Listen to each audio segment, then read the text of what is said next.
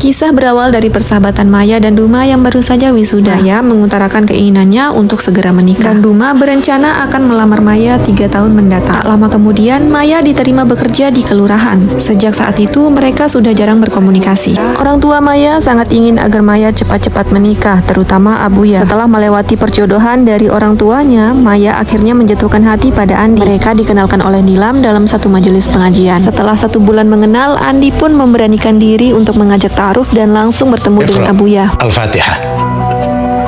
Setelah melewati tes dari Abuya, akhirnya Andi dan Maya pun akan melangsungkan pernikahan. Saat Maya sedang mengatur undangan, tiba-tiba Duma yang telah lama lost contact menghubungi Maya. Dari sinilah Maya memberitahu Duma bahwa ia akan menikah. 2 minggu lagi.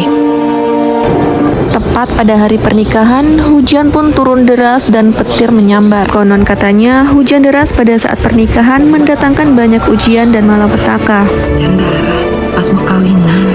Konon ujian buahnya berumah tangga Kaina.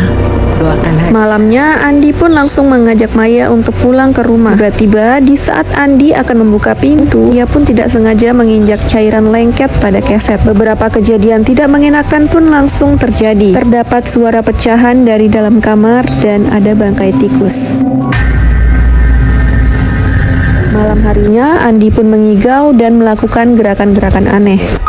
Assalamualaikum. Waalaikumsalam. Dari rentetan kejadian tersebut, tiba-tiba Andi pun mengidap penyakit aneh. Kenapa pada merah-merah ya? Yang tadi itu masih mungkin Abi, alergi. kamu yakin kada punya alergi? Semakin hari, penyakit Andi pun semakin parah. akan memberikan obat untuk menahan batuk. Walaupun dalam keadaan yang sulit, Maya tetap setia merawat Andi. Saat Andi sedang merendam kaki, tiba-tiba kepala cicak jatuh. Entah dari mana datangnya. Yang pasti, pertanda buruk akan segera terjadi. Di sisi lain, Maya memberikan kejutan kepada Andi bahwa mereka akan segera memiliki anak. Andi pun sangat bahagia dan langsung memeluk Maya.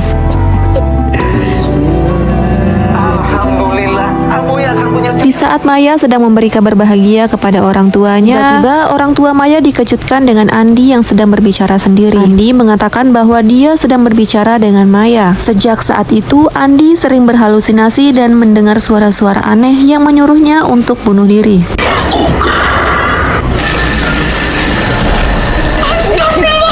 Singkat cerita, Bibi Maya yang tidak hadir saat acara pernikahan ingin bertemu dengan Andi.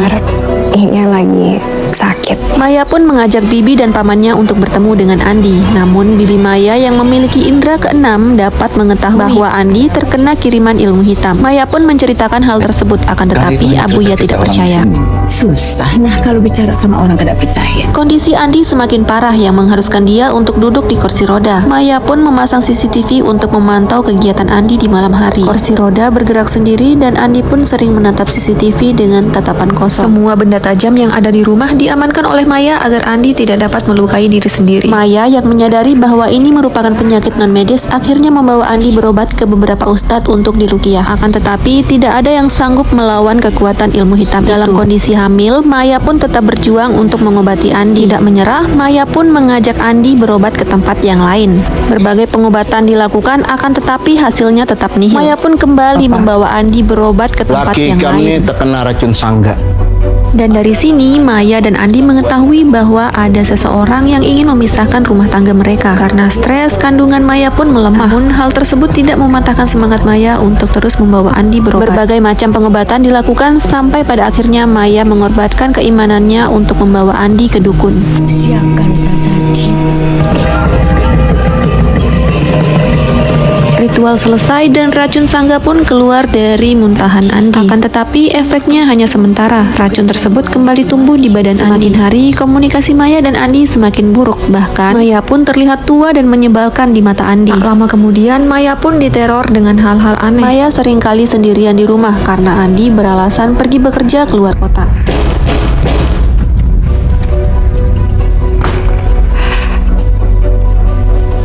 Sejak saat itu, Maya mulai curiga. Dia pun menemukan bukti-bukti perselingkuhan Andi, mulai dari parfum yang menempel di pakaian Andi, di chat booking hotel, dan foto mesra bersama perempuan yang tidak lain adalah mantan pacar Andi. Aku mau cerai. Maya yang telah dikuasai oleh emosi langsung pulang ke rumah orang tuanya. Racun sangga atau santet pemisah rumah tangga ini sangat berbahaya. Apabila korban tidak dapat mengendalikan emosi, maka salah satu dari mereka akan meninggal dunia. Akhirnya Maya berhasil disadarkan oleh sahabat dan ibunya sehingga Maya kembali ke rumah suaminya. Untungnya Maya segera kembali. Ternyata Andi di dalam rumah sendirian sedang sekarat. Maya dan adiknya kembali membawa Andi ke dukun, akan tetapi dukun tersebut sudah lama meninggal. Mereka pun diajak berobat ke Ustadz Idrus, keluarga Nini Bulan yang telah lama bertobat. Racun sangga ini memiliki obat penawar di belakang rumah Ustadz Idrus, yaitu daun sangga. Sementara Bibi Rum mencari obat penawar, Ustadz Idrus meruqyah Andi yang dirasuki oleh jin dasim. Jin dasim tersebut yang membunuh anak dari Ustadz Idrus. Terkecoh, akan tetapi Ustadz Idrus masih tetap melanjutkan ruqyahnya. Sementara itu Maya yang sudah tidak tahan lagi akan melahirkan dibawa ke rumah sakit oleh adiknya. Pengobatan selesai, Andi pun sadar dan Bibi Rum datang membawa ramuan penawar.